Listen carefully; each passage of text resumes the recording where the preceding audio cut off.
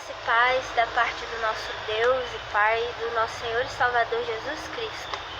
Nós estamos aqui hoje com um tema muito bacana, mais um tema, que é a coragem do cristão.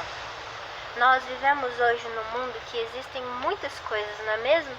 E eu vou pautar uma delas. Crises financeiras, um grande preconceito e perseguição aos cristãos, muitas falsas doutrinas que enganam e levam multidões ao engano, né? A própria natureza pecadora é um fardo. Contendas no trabalho, na família, até em meio aos amigos. Muitas situações desanimadoras. Diante disso tudo, né? Eu queria trazer aqui para você um questionamento. Por que será que mesmo a gente sendo cristão, muitas vezes a gente sente falta de coragem? Se você parar para pensar um pouco, né, isso acontece com muita gente, por exemplo, a gente está passando por uma fase muito boa, muito tranquila, né? Então a gente entra numa zona de conforto, a gente para de orar, a gente para de pedir a Deus forças, e aí quando vem, né, um mau momento, a gente se sente desencorajado.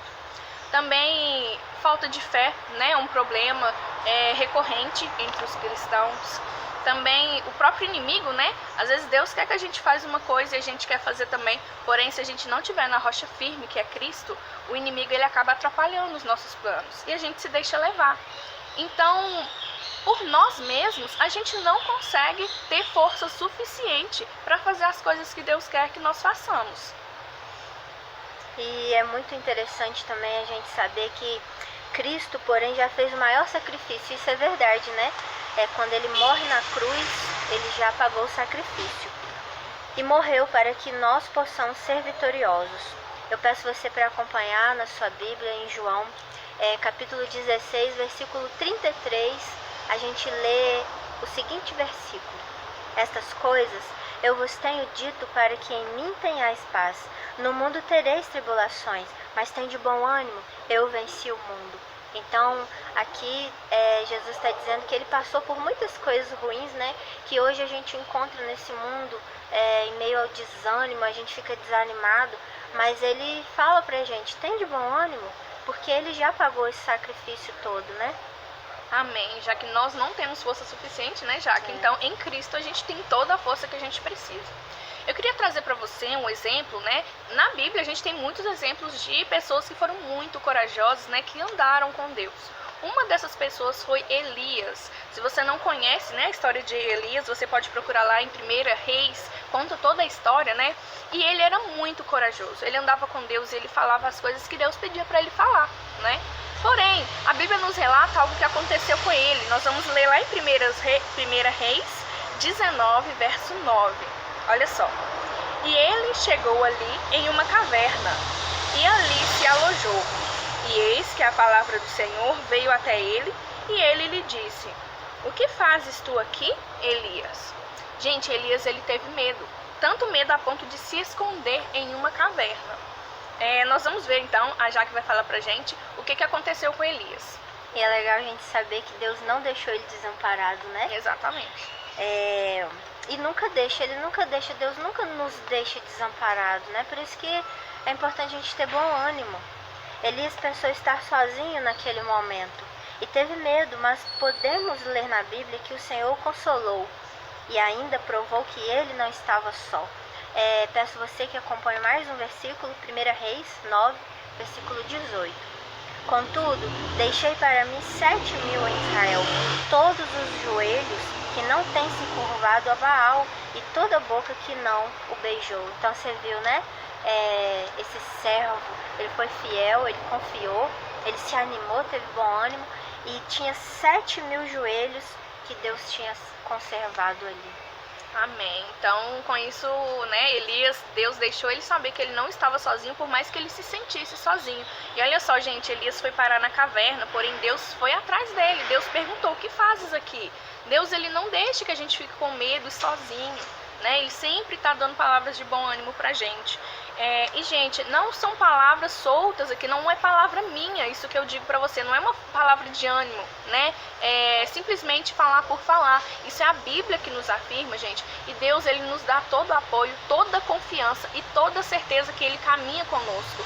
Você pode falar o que Deus quer que você fale, você pode ir aonde que Deus quer que você vá, né? Você tem que ser o que Deus quer que você seja. Tanto você, quanto eu, quanto a Jaque, né? A gente sempre tem que buscar força em Deus. Acordar diariamente e falar, o Senhor é a minha força, o meu rochedo, certo? Olha só o que a gente lê aqui, ó. A própria palavra de Deus testifica.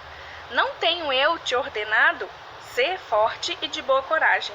Não temas, tampouco fiques desanimado, pois o Senhor teu Deus é contigo, por onde quer que fores. Você não precisa ter medo de nada, nem das forças externas, nem da batalha que a gente trava na nossa mente contra o próprio eu, né, contra os próprios medos, e nem de falar. A gente não precisa ter medo, né, do mundo, dos nossos inimigos, porque o Senhor, Ele nos dá toda a força, toda a palavra que a gente precisa, né, e todo o apoio necessário. E é legal saber também que para que Deus nos dê essa força, a gente precisa se entregar totalmente para Ele. Foi o que Elias fez. Elias se entregou e Elias confiou, né? Sim, na verdade Deus ele não vai dar aquilo que a gente não pede, aquilo que a gente não quer. Então é claro que a gente tem que buscar, né? Se esforçar sempre, né? Sim.